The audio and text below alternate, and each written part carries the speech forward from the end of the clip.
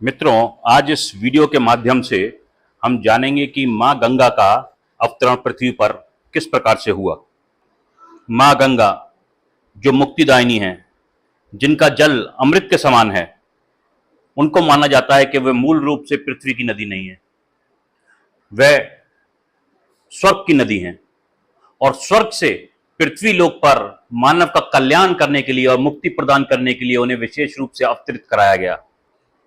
इस कथा का वर्णन हमें वाल्मीकि रामायण के बालकांड से प्राप्त होता है। वाल्मीकि रामायण में जिस प्रकार से इसको वर्णित किया गया है, उसके अनुसार हमारे प्रभु श्री राम की नगरी अयोध्यापुरी में एक पौराणिक काल में राजा हुआ करते थे, जिनका नाम था राजा सगर। राजा सगर की दो पत्नियां थीं। राजा सगर की पहली पत्नी का नाम केशनी था और केशनी राजा विदर्भ की पुत्री थी, जबकि राजा सगर की दूसरी पत्नी का नाम था सुमति और सुमति राजा अरिष्ट नेम की पुत्री थी। जब विवाह के कई वर्षों बीत जाने के बाद भी राजा सगर के कोई संतान नहीं हुई, तो राजा सगर ने हिमालय पर जाकर महर्षि भृगु की तपस्या करने का निश्चय किया और वो अपनी दोनों पत्नियों के सहित हिमालय पर तपस्या में लीन हो गए। उनकी तपस्या से प्रसन्न होकर महर्षि भृगु ने उन्हें दर्शन दिए और आशीर्वाद दिया कि राजा जाओ, तुम्हें कई संतानों की प्राप्ति होगी, किंतु तुम्हें तुम्हारी एक पत्नी से एक पुत्र की प्राप्ति होगी तथा दूसरी पत्नी से 60,000 पुत्रों की प्राप्ति होगी। यह आशीर्वाद लेकर राजा सगर वापस अयोध्यापुरी लौट आए और ऋषि के आशीर्वाद स्वरूप कुछ समय के बाद राजा की पहली पत्नी को एक पुत्र की प्राप्ति हुई। उस पुत्र का नाम रखा गया असमंजस और राजा की दूसरी पत्नी से 60,000 पुत्रों की प्राप्ति हुई। समय के साथ जब राजा के पुत्र युवा होने लगे तो उनका ज्येष्ठ पुत्र असमंजस दुराचारी निकल गया। वह पूरे राज्य में दुराचार करता, छोटे छोटे बालकों को उठाकर सरयू नदी में फेंक दिया करता था और उनको ऐसा दुख देकर उसे बहुत ही प्रसन्नता महसूस होती थी। जब राजा सगर को यह पता चला तो उन्होंने उसे काफी समझाने की कोशिश की, लेकिन उसको समझ में नहीं आया। तब राजा सगर ने सोचा कि अगर हम इसका विवाह कर दें तो हो सकता है ये सुधर जाए। इस सोच के साथ उन्होंने उसका विवाह कर दिया, लेकिन असमंजस फिर भी नहीं सुधरा। जब असमंजस नहीं सुधरा तो राजा ने उसे राज्य से निर्वासित कर दिया। राज्य से निर्वासित होने के कुछ समय बाद असमंजस के यहाँ एक पुत्र की प्राप्ति हुई। उस पुत्र का नाम रखा गया अंशुमन। अंशुमन एक बहुत ही तेजस्वी, सदाचारी और पराक्रमी बालक थे। अब राजा सगर के राज्य में चारों तरफ प्रसन्नता थी। तब राजा सगर ने सोचा कि क्यों ना अश्व में एक यज्ञ किया जाए, और यह विचार आने पर राजा सगर ने हिमालय और विंध्याचल पर्वत के बीच एक पवित्र स्थान देखकर वहां पर विशाल और भव्य यज्ञ मंडप का निर्माण करवाया। निर्माण पूरा होने पर उन्होंने वहां अश्वमेध यज्ञ प्रारंभ करवाया, जिसमें बहुत से ब्राह्मण सम्मिलित हुए। यज्ञ में आहुति के साथ ही उन्होंने अंशुमन के नेतृत्व में एक विशाल सेना के साथ अश्वमेध के अश्व को रवाना किया। यज्ञ का अश्व कई राज्यों से होकर गुजरा, परंतु किसी ने उसे रोकने का साहस नहीं किया। सभी राज्यों ने बिना युद्ध के ही महाराज सगर की मित्रता स्वीकार कर ली। परंतु जब यह समाचार इंद्रदेव को मिला कि पृथ्वी लोक पर राजा सगर द्वारा किया जाने वाला अश्वमेध यज्ञ सफलतापूर्वक संपन्न होने वाला है, तब उन्हें अपने स्वर्ग के आसन की और राज्य सिंहासन की चिंता सताने लगी। तब इंद्रदेव एक राक्षस का रूप धारण करके पृथ्वी पर गए और उन्होंने अश्वमेध के अश्व को चुरा लिया और जाकर कपिल मुनि के आश्रम में उसको बांधा है। और इधर जब अंशुमन को और उनकी सेना को वह घोड़ा कहीं नहीं मिला और कहीं नहीं दिखा, तो उन्होंने उसे बहुत खोजा। पूरे राज्य में खोजने के बाद भी वो उस घोड़े को प्राप्त न कर पाए। तब उन्होंने निश्चय किया कि वे वापस अयोध्यापुरी जाएंगे। अयोध्यापुरी जाकर राजा सगर को उन्होंने इस सारी घटना से अवगत कराया। तब राजा सगर ने अपने 60,000 पुत्रों को आदेश दिया कि जाओ और तीनों लोकों में उस घोड़े को ढूंढो और ढूंढ के वापस मेरे पास लेके आओ। पिता की आज्ञा पाकर 60,000 पुत्र अश्व को ढूंढने के लिए निकल पड़े। उन्होंने अश्व को ढूंढने के लिए सारी पृथ्वी को खोद डाला। जब सारी पृथ्वी उन्होंने खोद दी तब भी उन्हें अश्व की प्राप्ति नहीं हुई। तब उन्होंने पाताल लोक का रुख किया। पाताल लोक में ढूंढते ढूंढते वो कपिल मुनि के आश्रम पर पहुंचे, जहां उन्होंने अश्व को बंधा हुआ देखा और कपिल मुनि अपनी तपस्या में लीन थे। अश्व उनके पास देखकर उनको लगा कि हो ना हो कपिल मुनि ने ही अश्व को चुराया है, और यह विचार आने पर वे कपिल मुनि के बारे में दुर्वचन बोलते हुए उनको मारने के लिए आगे बढ़े। तभी कपिल मुनि की समाधि भंग हो गई। समाधि भंग होने पर कपिल मुनि को बहुत ही क्रोध आया और उन्होंने राजा सगर के 60,000 पुत्रों को श्राप देकर जलाकर भस्म कर दिया।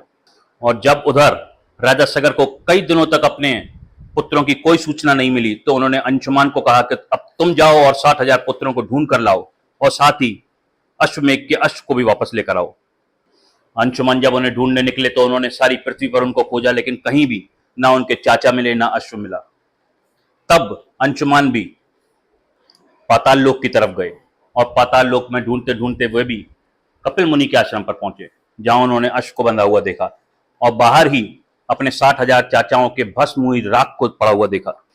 उसको देख के काफी व्याकुल हो गए और उधर ही बैठ गए। कुछ समय बाद अंशुमान को ख्याल आया कि उन्हें अपने चाचाओं की मुक्ति के लिए जल अर्पण करने की जरूरत है, लेकिन उनको आसपास कहीं भी कोई जलाशय नहीं मिला। तभी अंशुमान की नजर एक गरुड़ पर पड़ी। तभी उन्होंने पक्षीराज को प्रणाम करते हुए पूछा, हे पक्षीराज, मैं अपने चाचाओं का तर्पण करना चाहता हूं। अगर आसपास कोई सरोवर हो तो कृपया करके मुझे बताइए, और साथ ही अगर आपको जानकारी हो कि इनकी मृत्यु किस प्रकार से हुई तो वो भी जानकारी मुझे दीजिए। तब गरुड़ ने अंशुमान को बताया कि किस प्रकार से इंद्र ने अश्वमेघ के अश्व को चुराकर कपिल मुनि के आश्रम में जाकर बांध दिया, और जब उनके चाचा उस अश्व को खोजते हुए कपिल मुनि के आश्रम में पहुंचे, तब उन्होंने कपिल मुनि को ही चोर जानकर उनके साथ दुर्व्यवहार किया, जिस पर कपिल मुनि क्रोधित होकर उनको शाप देकर जला के भस्म कर दिया। और तब गरुड़ जी ने यह भी कहा कि ये सब एक अलौकिक शक्ति वाले दिव्य पुरुष के द्वारा भस्म किए गए हैं, इसलिए गंगा मां के जल के अलावा किसी भी जल से इनका तर्पण नहीं हो सकता, इनको मुक्ति नहीं मिल सकती। इन सबका उद्धार केवल मां गंगा के जल से ही संभव है। इसलिए अब तुम अश्व लेकर वापस चले जाओ, जिससे कि तुम्हारे पितामह यज्ञ पूरा कर सकें। फिर गरुड़ जी की सारी बातें सुनकर अंशुमान अयोध्यापुरी के लिए वापस लौट गए, और वहां पहुंचकर अंशुमान ने सारी बातें राजा सगर को बताई, जिसको सुनकर राजा सगर बहुत दुखी हुए।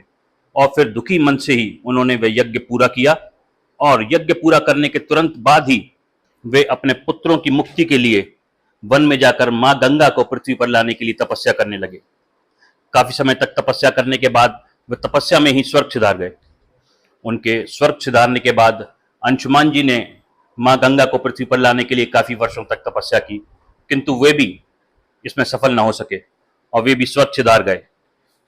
अंशुमान जी के एक परम प्रतापी पुत्र हुए, जिनका नाम राजा दिलीप हुआ। अंशुमान के स्वर्ग सिधारने के बाद राजा दिलीप अयोध्यापुरी के राजा बने, और जब राजा दिलीप के पुत्र भागीरथ युवा हो गए तो राजा दिलीप भी अपना राज्य भागीरथ जी को सौंपकर वन में तपस्या करने के लिए चले गए, जिससे कि मां गंगा का पृथ्वी पर अवतरण कराया जा सके और अपने पितरों को मुक्ति दिलाई जा सके। किंतु कई वर्षों की तपस्या के बाद राजा दिलीप को भी कोई सफलता नहीं मिली, और वे भी कुछ समय के बाद स्वर्ग सिधार गए। भागीरथ बड़े ही धर्मनिष्ठ राजा थे, किंतु उनके कोई संतान नहीं थी। इस पर वे अपने राज्य का भार मंत्रियों को सौंपकर खुद गंगा को पृथ्वी पर लाने के लिए तपस्या करने के लिए गोकर्ण नामक स्थान पर चले गए। गोकर्ण में भागीरथ जी ने कठोर तपस्या की। कई वर्षों तक तपस्या में लीन रहने के बाद जब ब्रह्मा जी उनसे प्रसन्न हुए तो ब्रह्मा जी ने उन्हें दर्शन दिए और वर मांगने को कहा। भागीरथ जी ने ब्रह्मा जी से कहा कि हे परमपिता, अगर आप मेरी तपस्या से प्रसन्न हैं तो मुझे ये वर दीजिए कि मेरे पूर्वज सगर के पुत्रों को मेरे प्रयत्नों से गंगा का जल प्राप्त हो, जिससे उनका उद्धार हो सके, और साथ ही मुझे संतान प्राप्ति का भी वर दीजिए, जिससे इक्ष्वाकु वंश आगे बढ़ सके। तब ब्रह्मा जी ने कहा कि संतान का तेरा मनोरथ जल्द ही पूरा होगा, किंतु देवी गंगा को पृथ्वी पर अवतरित कराना बहुत ही मुश्किल कार्य है, क्योंकि जब वो अपने पूरे वेग से पृथ्वी पर अवतरित होंगी तो पृथ्वी उनके वेग को संभाल नहीं सकती। उनके वेग को केवल देवादिदेव महादेव ही संभाल सकते हैं, उनके अतिरिक्त कोई भी गंगा का वेग सहन नहीं कर सकता। इसलिए तुम्हें महादेव को प्रसन्न करने के लिए तपस्या करनी चाहिए। इतना कहकर ब्रह्मा जी अपने लोक को चले गए। इधर ब्रह्मा जी के जाने के बाद भागीरथ जी ने साहस नहीं छोड़ा और अपने एक पैर के एक अंगूठे पर खड़े होकर कठोर तपस्या करने लगे।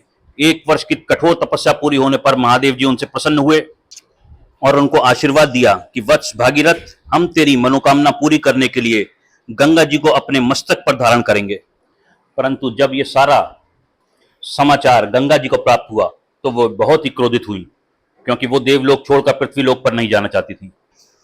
फिर देवी गंगा जी ने निश्चय किया कि वे अपने प्रचंड वेग से शिव जी को बहाकर पाताल लोक ले जाएंगे, और जब वे भयानक वेग के साथ शिव जी के मस्तक पर अवतरित हुई तो शिव जी को गंगा के अहंकार को पहचानने में जरा भी समय न लगा, और उन्होंने मां गंगा के वेग वाली धारा को अपनी जटाओं में उलझा लिया। जब गंगा जी अपने समस्त प्रयत्नों के बाद भी महादेव जी की जटाओं से बाहर न निकल सकी, तब गंगा जी को इस प्रकार शिव जी की जटाओं में विलीन होता देखकर भागीरथ जी परेशान हो गए, और उन्होंने फिर से महादेव की तपस्या प्रारंभ की। और तब महादेव ने भागीरथ जी की तपस्या से प्रसन्न हो गंगा जी को हिमालय पर्वत पर स्थित बिंदुसर में छोड़ दिया। छूटते ही गंगा जी 7 धाराओं में बट गईं। गंगा जी की 3 धाराएं हादनी, पावनी और नलनी पूर्व दिशा की ओर प्रवाहित हुईं, और सुचक्षु, सीता और सिंधु नाम की 3 धाराएं पश्चिम की ओर प्रवाहित हुईं, और 7वीं धारा महाराज भागीरथ जी के पीछे पीछे चल पड़ी। जिधर जिधर भागीरथ जाते थे उधर उधर ही गंगा जी जाती थी। स्थान स्थान पर देव, यज्ञ, किन्नर, ऋषि, मुनि आदि उनके स्वागत के लिए एकत्रित होने लगे। जो भी गंगा जी के जल को स्पर्श करता या आचमन करता वे सब भव बाधाओं से मुक्त हो जाता। चलते चलते गंगा जी उस स्थान पर पहुंची जहां ऋषि जानवी यज्ञ कर रहे थे।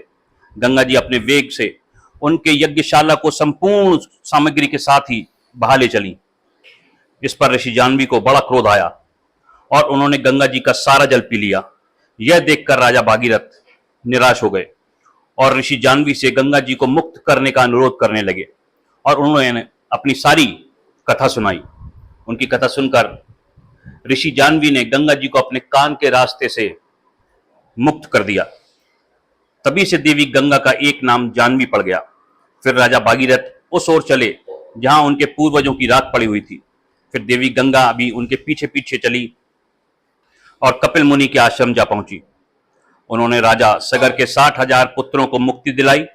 फिर राजा भागीरथ ने उन्हें धन्यवाद दिया।